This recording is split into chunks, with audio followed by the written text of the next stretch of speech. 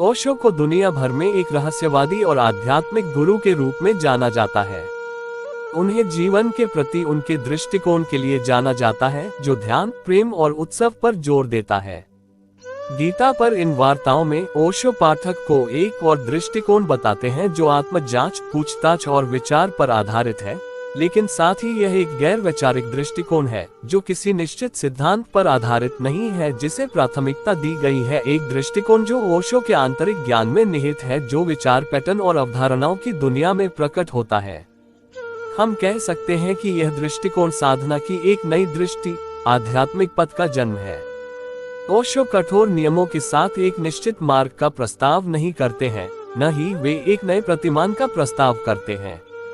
वह बस मानव मन को उसके प्राकृतिक फूल में आने में मदद करता है और हमें याद दिलाता रहता है कि इस प्रक्रिया में मन को सभी अवधारणाओं, कंडीशनिंग और एक प्राथमिक निष्कर्ष पर सवाल और संदेह करना पड़ता है।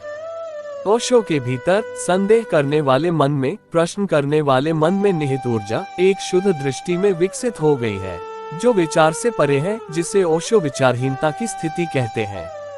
यही वह अवस्था है जिसे ओशो हर साधक को पाना चाहते हैं।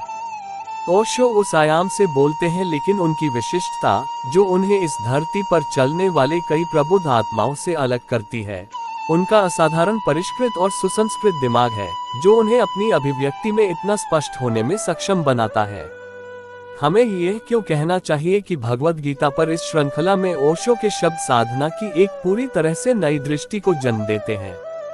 ओशो की बातचीत हमें मानव मन की भूल भुलैया के माध्यम से ले जाती है और आने वाली पीढ़ियों के लिए एक उपकरण बन सकती है, जो सभी पथों के साधकों को दिमाग और सोचने की प्रक्रिया का उपयोग इस तरह से करने में मदद कर सकती है कि जैसे ओशो हमें लगातार याद दिलाते हैं, विचार हमें रसातल के किनारे तक ले जा सकता है, जहां हम अंतिम छलांग को विचारहीनता में ले जा सकते हैं। विचारहीनता की स्थिति के बारे में कुछ नहीं कहा जा सकता है, लेकिन ओशो के पास सोचने की प्रक्रिया के बारे में, मनुष्य की प्रश्न करने और पूछताछ करने की क्षमता के बारे में कहने के लिए बहुत कुछ है। इस श्रृंखला में ओशो हमारा हाथ पकड़ते हैं, जैसे कृष्ण ने अर्जुन को हाथ से लिया था। ओशो आज हमें ये बता रहे हैं कि भगवान कृष्ण ने क्या कहा अर्जुन को। कृष्ण कहते हैं, दोनों ही मैं हूँ, बुरा भी मैं हूँ, भला भी मैं हूँ। अपने को भला कहने की बात तो बड़ी आसान है, अपने को महात्मा कहने की बात तो बड़ी आसान है, लेकिन अपने को दुरात्मा कहने की हिम्मत बड़ी है। कृष्ण कहते हैं, दोनों ही मैं हूँ।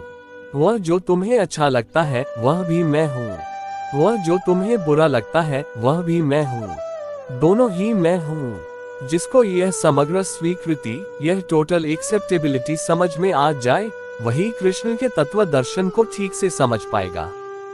कृष्ण बेबूझ हैं, क्योंकि कृष्ण कहते हैं, दोनों ही मैं हूँ, युद्ध भी मैं और शांति भी मैं। दोनों ही मैं हूँ, अंधेरा भी मैं, प्रकाश भी मैं। और जब दोनों की तरह तू मुझे देख पाएगा, तभी तू मुझे देख पाएगा।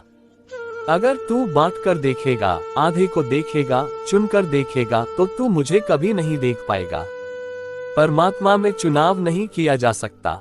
You cannot choose। और अगर आपने चुनाव किया, तो वह परमात्मा आपके घर का होममेड परमात्मा होगा, घर का बनाया हुआ। वह परमात्मा असली नहीं होगा। परमात्मा तो जैसा है, उसके लिए वैसे ही होने के लिए राजी होना पड़ेगा। अगर वह प्रलय है तो सही, अगर वह मृत्यु है तो सही, राजी हैं। अगर आपने कहा कि नहीं, हम तो जरा परमात्मा के चेहरे पर रंग रोगन करेंगे, हम तो जरा शक्ल को सुंदर बनाएंगे, मेकअप में हर्ज भी क्या है, हम थोड़ा इसकी शक्ल को ठीक कर लें। अगर आपने ऐसा किया, तो जो आपके हाथ में लगेगा वह आपके हाथ का बनाया हुआ परमात्मा होगा। उससे परमात्मा का कोई भी संबंध नहीं है। धार्मिक आदमी दुस्साहसी है। दुस्साहस उसका यह है कि जैसा है, एज इट इज, वह उसे स्वीकार करता है।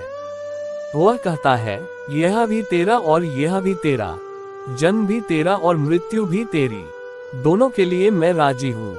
इसलिए कृष्ण अर्जुन को कहते हैं, प्रलय भी मैं, सृजन भी मैं, दोनों ही मैं हूँ। आपका हृदय ढलता है उसी रूप में जिस रूप में आप परमात्मा को स्वीकार करते हैं, तोड़कर नहीं, जोड़कर, इकट्ठा, सबको लिए हुए।